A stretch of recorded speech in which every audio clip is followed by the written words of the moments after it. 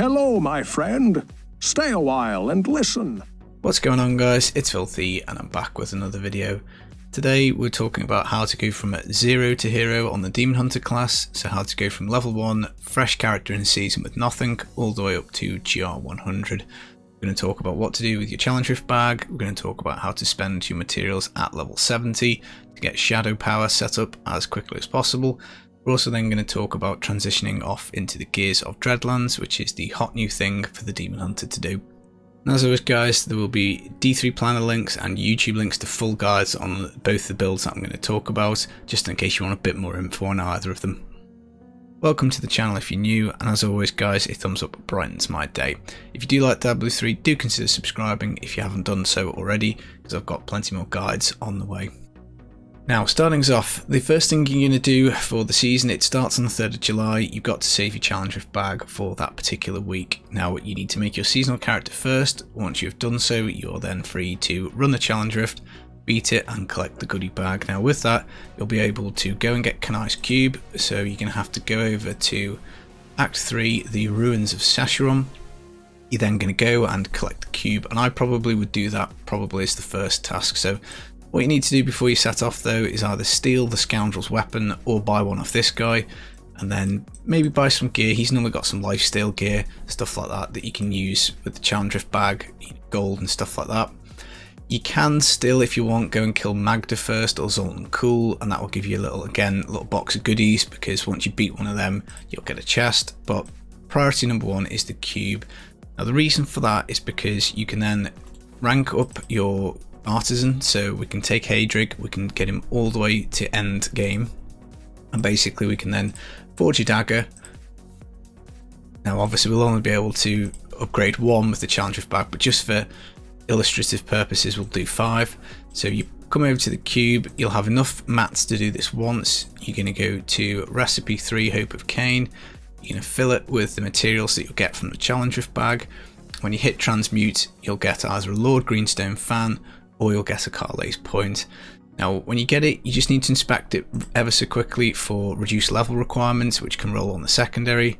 Particularly if it's an ancient one, it can roll up to 40, and I think the minimum roll on an ancient one is 30. Just bear in mind though, guys, if you get an ancient one and it doesn't have level requirements, I wouldn't necessarily hang on to it with a view to rolling it. You're not going to get that many opportunities to roll it. Always a tough call as to whether you want to keep this in the stash if you've got an ancient one, or use it on the character and put it in the cube. But let's assume that you're like the vast majority of people, you get a non-ancient one. All you do then is go to recipe 1, extract legendary power, chuck it in again. Again, you'll have the mats to do this. You'll click transmute and it'll disappear like that. And there you go, power extracted. So that would be it. You would have a multiplier the whole way. Now the interesting thing with the Demon Hunter is that the Demon Hunter has only got 2 daggers in the pool. If we scroll down to this website, which I will link in the description for you to check out yourselves, you've got a Karlei's point, which buffs up Impale, so 300 to 375% multiplier, and you return 15 hatred if you hit something that's already been impaled. Quite good for leveling. It helps you out with the resource quite a bit. And then Lord Greenstone fan is actually pretty good as well, because you gain 3 to 400% increased damage for your next fan of knives per second, stacking up to 30 times. So it's like a nuke bomb basically.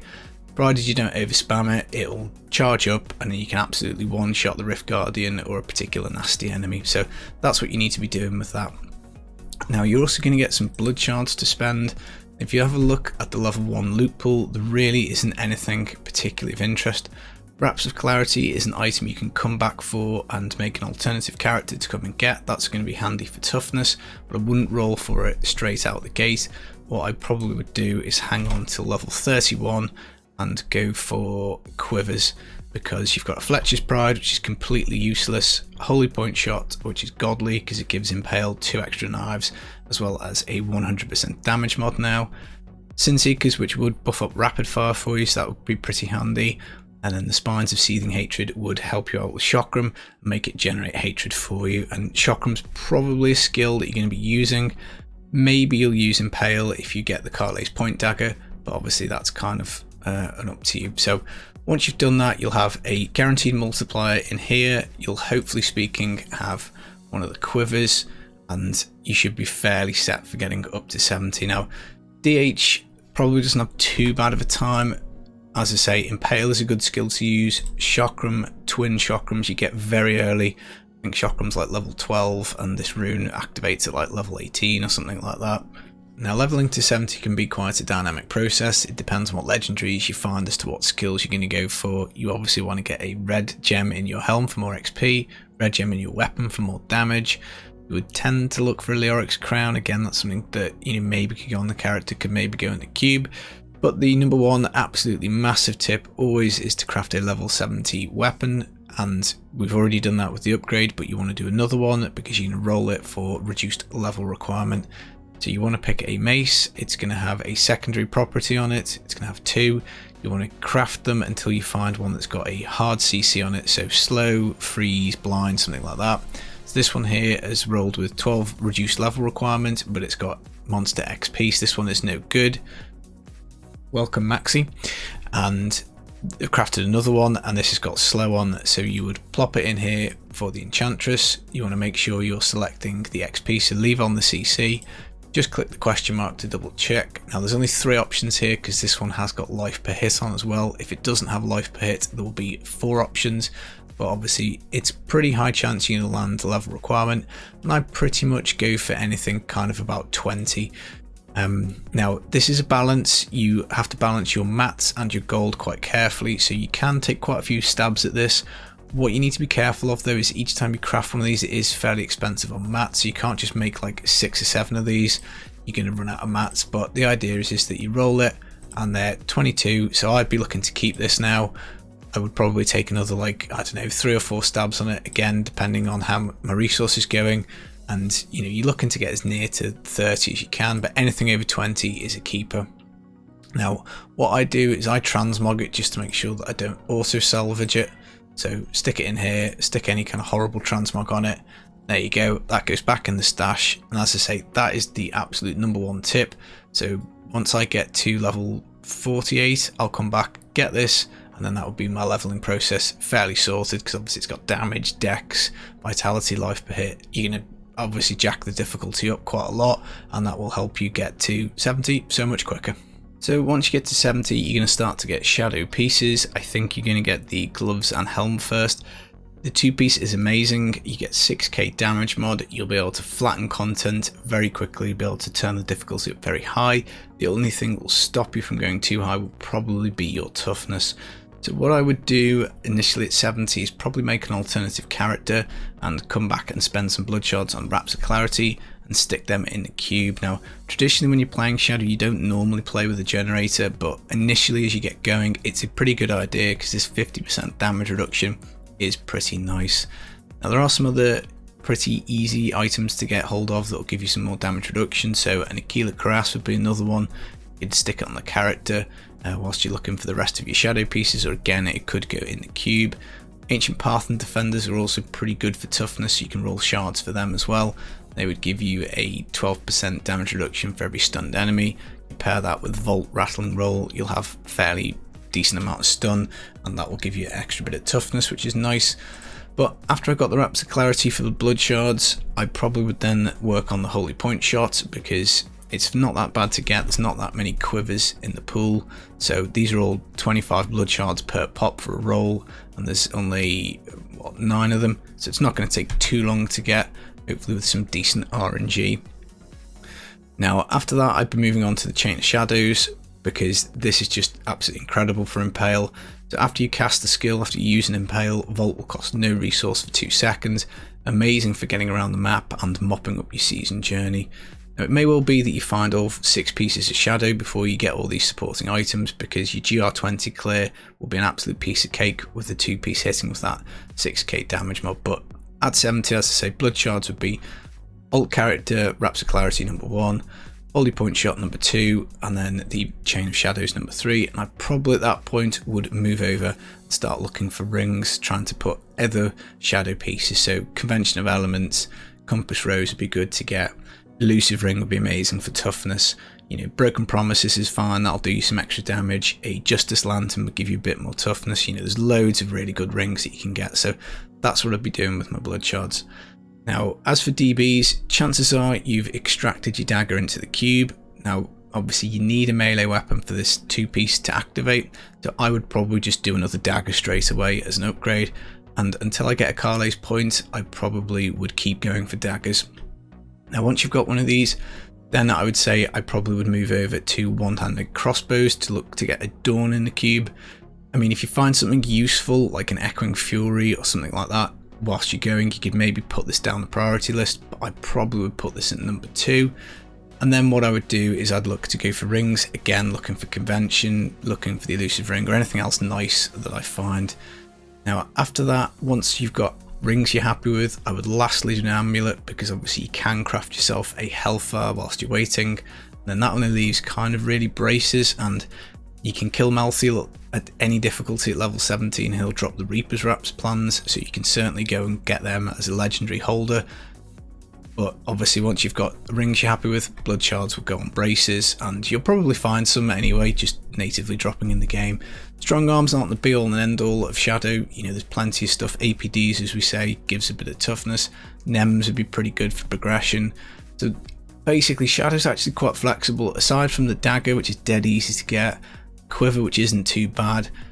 Belt's not the worst thing in the world to roll. There are quite a few belts in the pool, but after that, work on your jewellery and you should be fine. Now, with this spec that I've got, I have used all my Paragon, which isn't much because this was a brand new account last season. So 1k Paragon, and I think we did 100 with like 5 minutes to spare.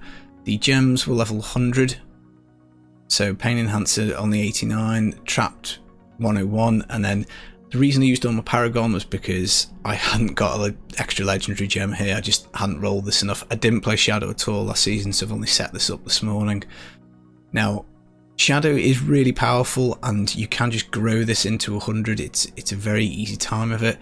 But I probably would set up the Gears of Dreadland's Demon Hunter, just simply because it's going to be much quicker for key farming. I think it's going to be a faster speed build, and it probably will be the top Demon Hunter push spec. So I'll jump on another character where I've got that set up.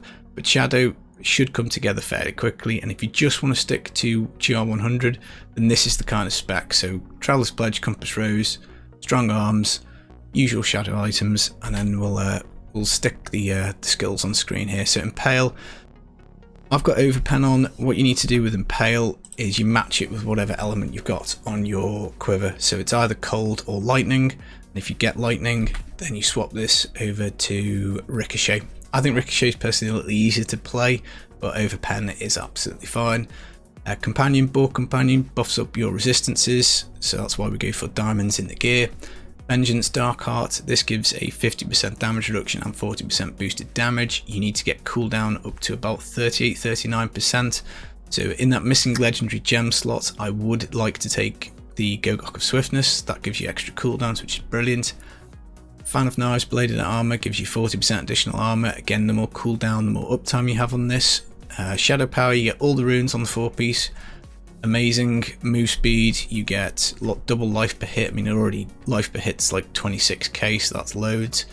Well of Darkness you don't care about. Gloom, 35% damage reduction is awesome, and then Shadow Glide is lovely, and that gives you a 30% power increase, or 30% move speed rather. Vault Rattling Roll, this procs the Strong Arm braces, so stuns enemies, which is awesome. Awareness for Cheat Death, Cull the Weak for a little bit more damage, 20% against slowed or chilled. Numbing Traps, just trying to make it a little bit tougher, so 25% damage reduction whenever you whack something with Fan of Knives. Then Ambush, 40% additional damage to enemies above 75% health. Now, obviously the 6-piece of Shadow just hits so hard, 75,000% weapon damage to the first enemy hit. You really, it's an easy build to play. You just need to kind of get in the rhythm. Impale, Volt, Volt, Volt, Impale, Volt, Volt, Volt. You can maybe squeeze a 4th Volt in if you're quick, but I like to do 3, and that way I know I've got a little bit of leeway. But that's Impale, so let's jump on the Gears of Dreadland, and I'll be back in a sec. Now, in terms of the Gears of Dreadland, this is obviously the new set for the Demon Hunter. It is extremely powerful, very fun, and very fast. Now, I've done a guide on how to key farm with this, so I will link that in the description. also the 95 2-minute speed farm, and by the end of that we got that up to about 105 in 5 minutes. Again, I'll link that in the description for you to have a little look see at, or at least stick it up on screen for you to have a look at. Hey guys, it's Filthy back with another video. I'm not sure where I'm going to place this or if I indeed am, but this is just the spec that I was using to clear 105 in about 5 minutes. With about 15k main stat, I think it was around about the kind of figure. It is the Gears of Dreadlands, so we're going to take full 6 pieces. We are using Focus and Restraint for the extra damage. We're using Squirts, and we're going to keep this buff up because obviously if you don't take damage, it's a double damage mod, which is nice, but we can't actually take damage, otherwise we start to lose life fairly quickly. And the reason that we can then keep the shield up most of the time is because we take the Fortress Ballista and we get up to 30% of our max HP as a shield. You just have to attack to get this up, so even if it drops you can get it back really quickly. And what it means is that you can actually dump out a lot of extra damage, and obviously to survive at 105 and get it done without dying repeatedly, you're going to have to take off your Nems and put on a Wraps of Clarity. But yeah, so Hunter's Wrath, which is obviously fairly going to be staple item for the Gears of Dreadlands. Dawn to make sure Vengeance is up perma uptime. 9th Series Satchel for Hungering Arrow damage, and Simplicity Strength for more damage and for the heal, which is great. Taeguk, more damage, more armor. Bane of the Trapped, more damage. And then Depth Diggers in the Cube, another double damage mod, and also Convention of Elements for spike damage on cold, because we're still using Hungering Arrow, keep saying that, Hungering Arrow, Devouring Arrow for the damage, and that's a cold room. We are taking Strafe for the Drifting Shadow, 100% move speed. Fan of Knives, Bladed Armor for 40% extra armor. Vengeance Dark Heart, again another 50% damage reduction to help keep our shield up so that this Squirts buff is up most of the time. And then Shadow Power Gloom, again another 35% damage reduction. So we're kind of stacking a bit of damage reduction to stack damage in a weird way. And then we've got the Boar Companion for the resistances, because we're taking all res gems in our chest and in our trousers. Passives wise, we had Cull the Weak for 20% extra damage against slowed enemies. That was handled by the Fan of Knives and also by the Bane of Trapped. Perfectionist, again just that extra bit of damage reduction, bit more toughness, just to keep us with Squirts bonus active as much as we can. Ambush to hammer stuff that is above 75% health, so the extra 40% damage, which is nice. Then Awareness, just in case you end up getting sucked into an explosion or generally arcane lasered to death or whatever it is. But yeah, that was the spec that I was using. I haven't filmed any footage for this. I've made a bunch of PTR videos, but I just thought I'm not going to remake the speed guide. I just thought I'd film this little insert. So I'm not sure where I'll put it, but hopefully speaking, this is kind of going to be something that you can use. And presumably at the time this goes live, I'll be putting a D3 planner link in for you. Why is this so powerful? Well, whilst we've just done 100 with Shadow, with the 1k Paragon, we've managed to do 100 with only 800 Paragon on this spec, and like fine, I die like 2 or 3 times I think during the Rift because it is a little squish with only the 800 Paragon, so probably not as tough and tanky as Shadow, but you can certainly see the power. This is just, again, I've set it up this morning, it's just been the first Gears of Dreadlands pieces, so under 9k main stat and blasting 100 pretty easily does kind of show just how powerful it is. Now, what I would say is at the moment it's probably a little unclear as to what's going to be the best push version for this, so there are a few options. What I'm going to do probably is start the season and then make a guide after the season goes live, just so that we can work out what's going to be best at around the kind of 1k Paragon mark, because at the moment the boards are obviously full of people with like 5k, 6k Paragon, 150 augments and stuff like that. But in terms of gear pieces to setting it up, a Dawn you're likely to have in a cube for Shadow anyway, so you're probably going to want to get yourself a Fortress Ballista, either again in the cube or maybe it'll go on the character if you've already expunged your Dawn. Now in terms of rolling for your Gears of Dreadlands pieces, you'll probably find a few whilst farming, so you can just fill them out. But just remember guys, you can use the Convert Set item, which is fairly cheap, only 10 DBs and 10 Forgotten Souls. You can't get an ancient item out of this, but you can easily fill in a couple of missing pieces. So if you were missing, say, trousers and boots, but you had an extra couple of pieces, you could stick them in here, re-roll them a few times, and eventually the missing ones would pop out. Focus and Restraint, obviously, again, you want to hang on to any of these you get during the season anyway, but not too hard to find. Flavour of Time, again, not necessarily essential when you're setting this up, so a nice Helfire will do in the meantime, but again, always a good item to get, so you need to be on the lookout for it.